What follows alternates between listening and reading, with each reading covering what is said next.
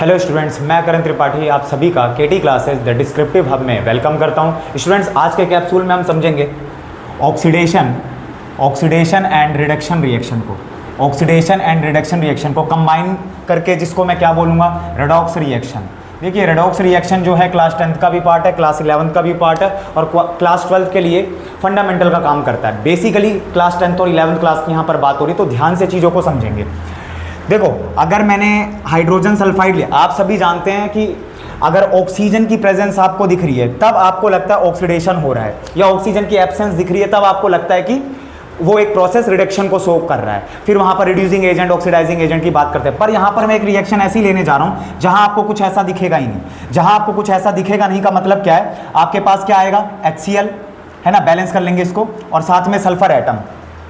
अब इसमें अगर आपसे कोई 4 पार्ट में क्वेश्चन पूछ ले कि ऑक्सीडाइज सब्सटेंस क्या है, ऑक्सीडाइज सब्सटेंस क्या है, ठीक है, रिड्यूस सब्सटेंस क्या है, बताइए जल्दी जल्दी मेरे साथ बताइए, रिड्यूस सब्सटेंस क्या है। और साथ के साथ अगर मैं यहीं पर आपसे ऑक्सीडाइजिंग एजेंट पूछ लूं, जल्दी से बताइए कमेंट सेक्शन में ऑक्सीडाइजिंग एजेंट, और यहीं आपसे मैं 4th पार्ट पूछ लूं रिड्यूसिंग एजेंट क्या है, रिड्यूसिंग एजेंट क्या है, तो कैसे बताएंगे मेरे को। देखो, सबसे पहले आपको ध्यान रखना है, सिर्फ ऑक्सीजन का ऐड होना और ऑक्सीजन का निकल जाना ही ऑक्सीडेशन रिडक्शन नहीं है, हाइड्रोजन का भी ऐड होना। यानी आप देख रहे हैं ये Cl2 है और Cl में क्या ऐड हो गया है, हाइड्रोजन। तो हाइड्रोजन का ऐड होने का मतलब क्या है, रिडक्शन। इसका मतलब अगर मुझसे कोई रिड्यूस्ड सब्सटेंस पूछेगा, कोई मुझसे रिड्यूस्ड सब्सटेंस पूछेगा तो मैं क्या बताऊंगा, Cl2।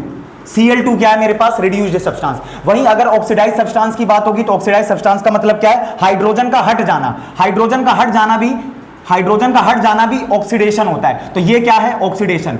तो यानी यहां पर मेरे पास हाइड्रोजन सल्फाइड क्या है, ऑक्सीडाइज्ड सब्सटेंस। समझ पा रहे हैं आप। वहीं अगर मैं एजेंट की बात करूंगा, oxidizing agent and reducing agent, तो ऐसा सब्सटेंस जो ऑक्सीडेशन में हेल्प कर रहा है। तो आप क्या देख पा रहे हैं, ये जो Cl2 है, इस क्लोरीन मॉलिक्यूल ने H2S का क्या कराया, ऑक्सीडेशन। तो यहां पर Cl2 क्या होगा आपका, ऑक्सीडाइजिंग एजेंट, और वहीं पर H2S क्या होगा, रिड्यूसिंग एजेंट। मैं दोबारा से रिपीट कर रहा हूं, दो substance which are responsible for the oxidation, oxidizing agent कहते हैं उन्हें, और ऐसे सब्सटेंस जो रिडक्शन के लिए रिस्पॉन्सिबल होते हैं उन्हें रिड्यूसिंग एजेंट कहते हैं। तो आप साफ साफ देख पा रहे हैं, Cl2 अगर यहां ना होता तो इसका ऑक्सीडेशन ना होता, और अगर यहां पर H2S ना होता तो Cl2 का रिडक्शन ना होता।